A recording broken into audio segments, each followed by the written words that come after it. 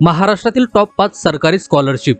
मित्रांनो, आजच्या काळात शिक्षण महाग झालंय, पण तुम्हाला माहिती आहे का की महाराष्ट्र सरकार दरवर्षी विद्यार्थ्यांवर हजारो कोटी रुपये शिष्यवृत्ती म्हणजे स्कॉलरशिपच्या माध्यमातून खर्च करते। अनेक विद्यार्थ्यांना योग्य माहिती नसल्यामुळे ते या स्कॉलरशिप पासून वंचित राहतात। जर तुम्ही 10वी 12वी किंवा ग्रॅज्युएशन करत असाल तर आजचा हा व्हिडिओ तुमच्यासाठी खूप महत्त्वाचा आहे। आज आपण पाहणार आहोत महाराष्ट्रातील टॉप 5 सरकारी स्कॉलरशिप्स, ज्याचा फॉर्म भरून तुम्ही तुमची फी वाचवू शकता आणि शिक्षणासाठी आर्थिक मदत मिळवू शकता। चला तर मग व्हिडिओला सुरुवात करूया। नंबर 5, पोस्ट मॅट्रिक शिष्यवृत्ती।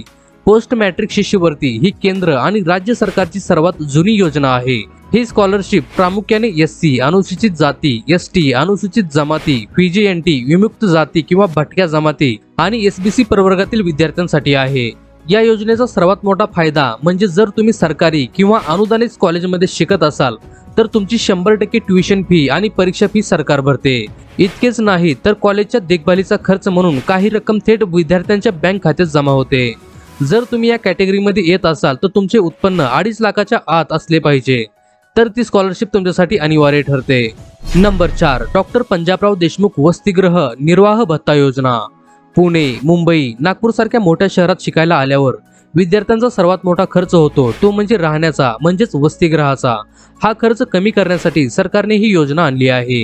ही योजना प्रामुख्याने अल्पभूधारक शेतकरी कामगार पालकाच्या मुलांसाठी आणि ज्यांनी राजर्षी शाहू महाराज स्कॉलरशिपसाठी अर्ज केला आहे त्यांच्यासाठी आहे। या योजनेअंतर्गत जर विद्यार्थी मुंबई, पुणे, नागपूर यासारख्या मेट्रो शहरात शिकत असेल तर त्याला वर्षाला 30,000 रुपयांपर्यंत आणि इतर जिल्ह्यांच्या ठिकाणी शिकत असेल तर 20,000 रुपयांपर्यंत आर्थिक मदत दिली जाते। ही रक्कम थेट विद्यार्थ्याच्या खात्यात जमा होते, ज्यामुळे शहरात राहण्याचा खर्च भागवण्यास मोठी मदत होते। नंबर 3, सुआधार योजना आणि पंडित दीनदयाळ उपाध्याय सोय योजना। बऱ्याचदा काय होतं, एससी किंवा एसटी प्रवर्गातील विद्यार्थ्यांना सरकारी वसतिगृहात नंबर लागत नाही। मग अशा विद्यार्थ्यांचे शिक्षण थांबू नये म्हणून ही योजना सुरू करण्यात आली आहे।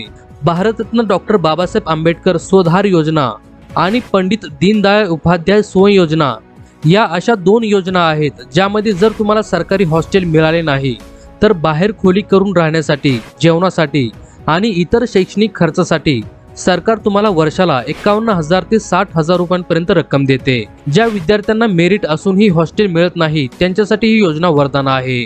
नंबर 2, राज्य शासनाची अल्पसंख्याक शिष्यवृत्ती।